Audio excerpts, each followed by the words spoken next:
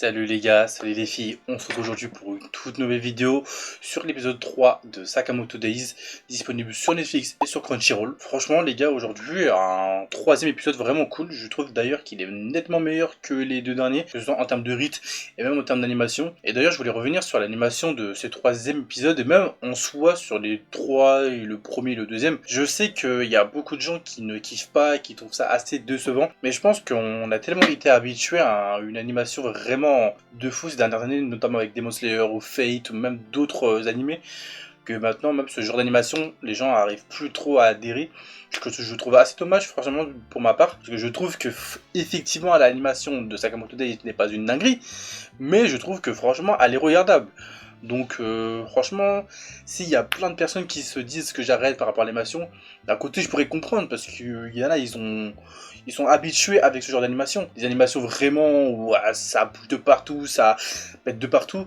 Et maintenant tu te retrouves avec un Sakamoto Days, avec une animation comme ça, je peux comprendre que les gens n'aiment pas. Après le truc, c'est que quand tu regardes le manga Sakamoto Days et tu regardes l'animé, ça n'a un peu trop rien à voir, tu vois. T'as l'impression que normalement un manga comme Sakamoto Days, c'est là, normalement, pour ceux qui savent pas, et pour ceux qui regardent que l'animé, normalement, dites-vous, Sakamoto Days, c'est un manga, tu vois, là, vraiment, c'est l'un des plus gros mangas de la New Gen. C'est... Tout le monde en parle comme le phénomène. Donc le fait qu'un animé comme ça ne possède pas une grosse animation, je pense que ça peut jouer, franchement, sur le futur du manga, et même de l'animé, que ce soit même en termes de vente, ou en termes de chiffres, je pense que ça a nettement joué et je trouve ça vraiment dommage parce que Sakamoto Days est un manga vraiment génial. Donc pour ceux qui ont déjà arrêté Sakamoto Days dès les premiers épisodes, je vous conseille vraiment de rester dans le train parce que si vous restez pas, je pense que vous allez arrêter un truc de fou. Donc voilà, petite parenthèse fermée.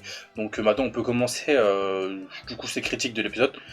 Franchement, les gars, pour le début de cet épisode, je les trouve vraiment stylés. On nous introduit du coup un nouveau personnage du nom de Nagumo. On sait pas trop qui c'est, on sait juste qu'il a travaillé avec Sakamoto auparavant, il y a 27 ans de cela, si j'ai pas de conneries. Ils ont commencé le travail de tueur à gages en même temps.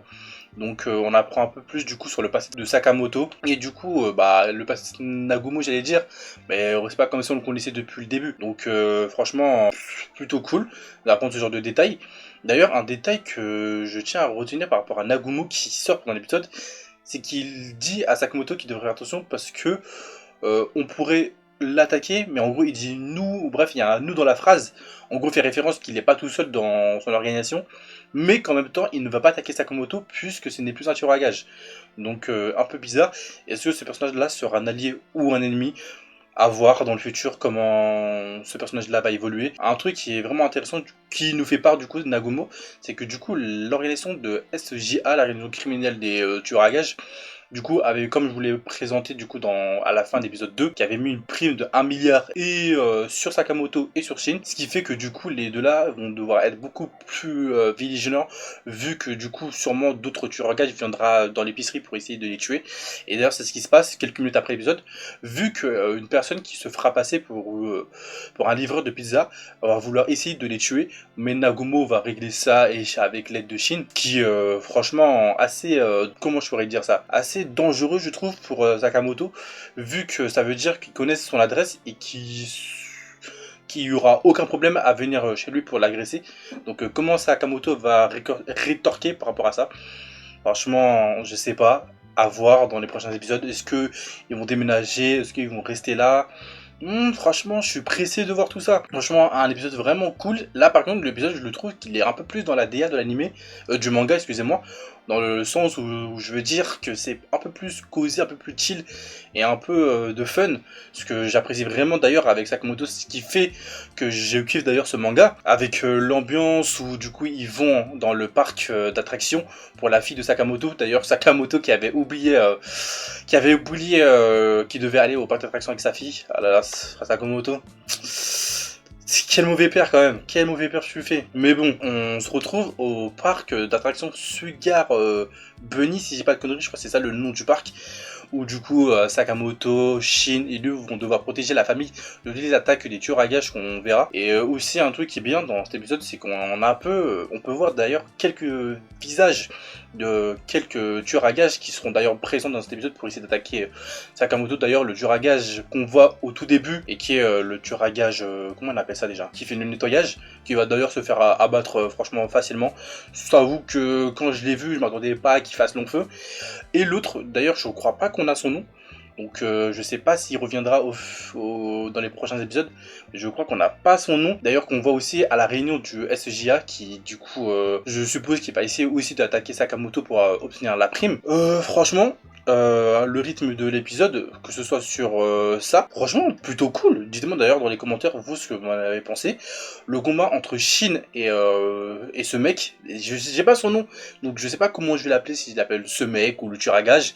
Donc je pense que je vais plutôt passer juste l'appeler tueur à gage, comme ça je vais pas me prendre la tête franchement.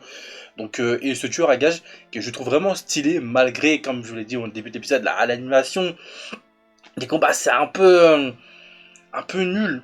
Enfin, je sais pas si nul c'est vraiment le terme. Un peu moyen, tu vois.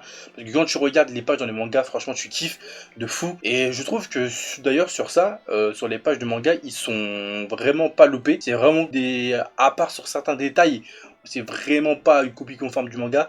Mais d'ailleurs ça, je trouve que c'est pas forcément mauvais, vu que c'est une adaptation du manga. Et d'autre façon, dans une adaptation, faut que vous vous disiez que c'est pas obligé que ce soit représentatif à 100% de l'œuvre. Il est normal que dans une adaptation, il y a des trucs qui changent. Donc si vous voyez qu'il y a des trucs qui changent, là par contre je parle vraiment à ceux qui ont lu le manga, ne soyez pas fâchés, parce que c'est comme ça, dans n'importe quelle adaptation, vous regardez pour One Piece, Dragon Ball, Naruto, ou plein d'autres mangas, là, ils reprennent pas le manga à 100%. Donc c'est pas très grave, tu vois. Donc on se retrouve dans un Shin assez déséquilibré, face à un adversaire qui est nettement plus fort que lui. D'ailleurs, un truc que je comprenais pas d'ailleurs pendant l'épisode, mais qui sera expliqué après, c'est que comment Shin, avec les yeux qui sont empoisonnés, vu qu'il s'est fait toucher par l'attaque du monsieur, réussissait à esquiver, jusqu'à qu'en fait on se rend compte qu'en fait c'est Sakamoto. C'est pour ça d'ailleurs qu'il a ramené l'ennemi sur le spectacle. Parce qu'en fait, Sakamoto, plus Shin peut lire dans les pensées, peut entendre les paroles de Sakamoto pour l'aider à se combattre. Ce qui fait que grâce à ça, il va réussir nettement à reprendre l'avantage sur le combat. Et je trouve aussi le combat sur le manège vraiment stylé. Je sais pas vous ce que vous en avez pensé, mais personnellement, je l'ai vraiment trouvé stylé. Que ce soit sur le punch qu'il met Shin d'ailleurs, que j'ai trouvé grave drôle. Le punch qu'il le met, ou même le gros coup de pied final qu'il le met, je trouve ça vraiment stylé. D'ailleurs, on voit que Sakamoto, à un moment, il se fait tirer dessus. Il a littéralement des lunettes par balle. C'est quoi ce bordel? What the fuck?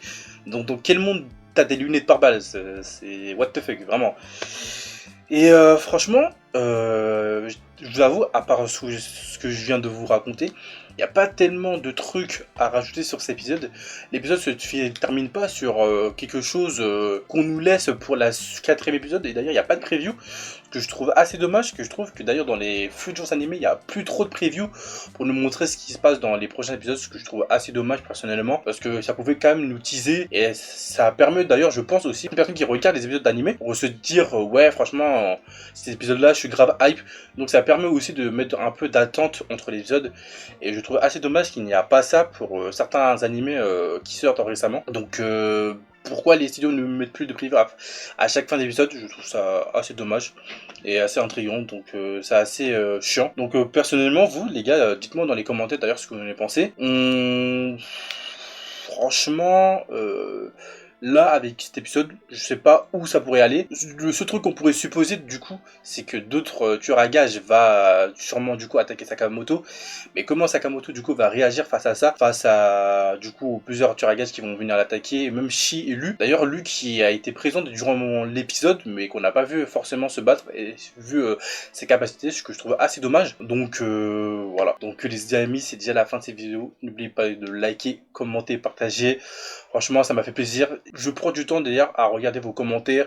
Et même, j'ai vu que ma dernière vidéo de Squid Game avait plutôt bien marché. Ce que je trouve vraiment cool parce que j'avais passé vraiment beaucoup de temps à la passer. Et j'ai vu qu'on avait passé la barre des 500 abonnés. Je vous remercie. Ça m'aide fortement. Ça m'encourage à continuer les vidéos. Donc voilà. Donc les gars, on se dit déjà à la prochaine pour une prochaine vidéo. Salut tout le monde.